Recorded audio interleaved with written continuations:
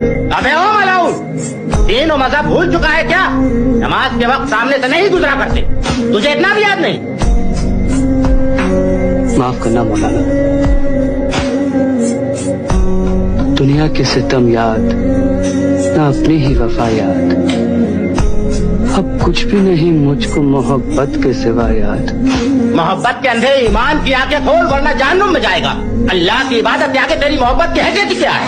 मोहब्बत इबादत की बुनियाद है मौलाना। मोहब्बत पढ़कर इश्क बनता है और इश्क जब अपनी इंतहा को पहुंचता है तभी पूजा और इबादत बनता है। आपकी तो सिर्फ नाम की इबादत है। क्या कहा? मुझे इबादत करना नहीं आता।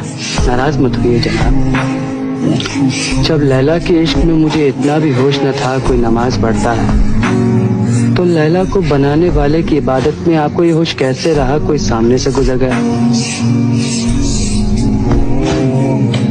सही इबादत बहुत मुश्किल है हुजूर। सर हो सजदे में मगर दिल में हो दुनिया का ख्याल। ये इबादत है तो फिर अपनी मोहब्बत ही बनी।